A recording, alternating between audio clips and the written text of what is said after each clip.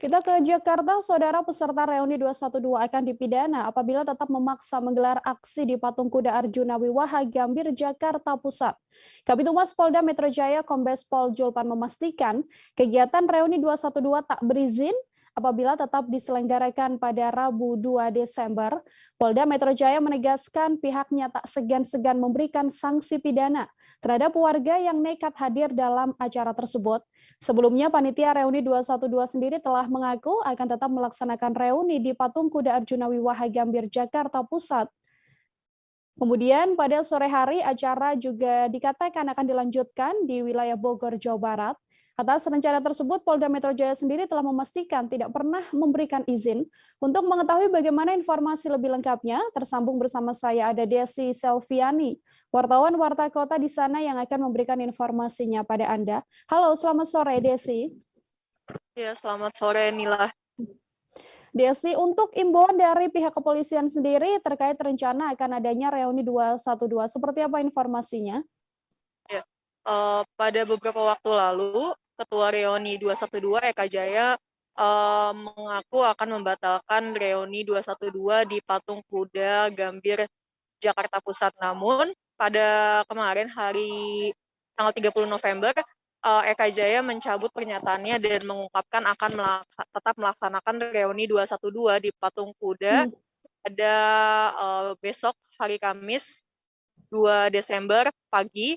Maka dia mengimbau agar peserta reuni untuk datang ke Patung Kuda. Namun Pemprov DKI hingga saat ini juga belum memberikan rekomendasi atas aksi reuni itu, sehingga Polda Metro Jaya pun ikut tak dapat memberikan izin dari aksi tersebut. Begitu Nila. Baik, dengan tidak diberikan izinnya reuni 212 ini, kemudian sanksi apa yang nantinya akan didapat oleh warga apabila tetap mendatangi reuni 212, Desi? Ya, dengan tak adanya izin dari aksi tersebut, maka artinya apabila peserta reuni 212 tetap hadir di Patung Kuda Arjuna Wiwaha pada hari Kamis besok, maka aksi itu dinyatakan ilegal oleh kepolisian. Karena aksi itu ilegal, maka apabila pertama polisi akan melakukan imbauan persuasif terlebih dahulu kepada peserta aksi yang datang.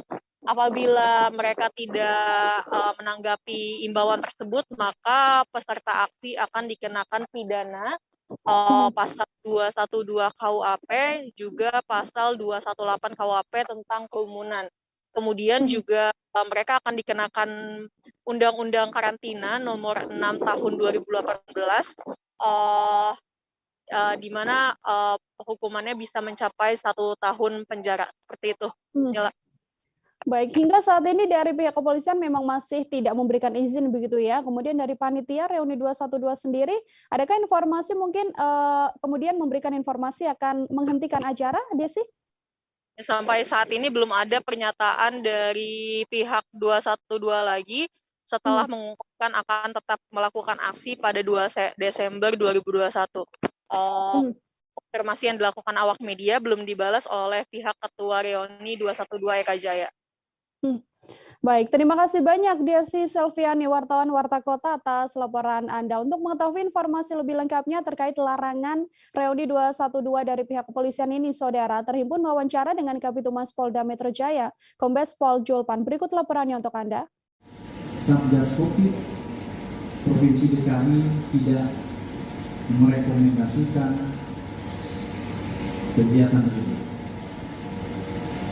Ini perlu diketahui, jadi ini juga yang menjadi dasar daripada Polda Metro Jaya tidak mengeluarkan izin terhadap kegiatan reuni 212 yang dilakukan di Patung Kuda maupun di wilayah hukum Polda Metro Jaya. Polda Metro Jaya beranggapan bahwa kegiatan ini adalah kegiatan yang bersifat menciptakan kerumunan, dan ini tentunya sesuatu yang bertentangan dengan aturan dan ketentuan protokol kesehatan ataupun situasi COVID, di mana kita tidak dibenarkan untuk melakukan kerumunan dalam jumlah yang banyak yang tentunya yang tidak sia-sia. Kemudian saya juga perlu sampaikan bahwa Polda Metro Jaya dalam hal ini tentunya bertugas untuk menjaga ketertiban berdasarkan aturan hukum yang berlaku, ya, utamanya adalah untuk kepentingan masyarakat. Jangan lupa subscribe, share, komen, dan like ya.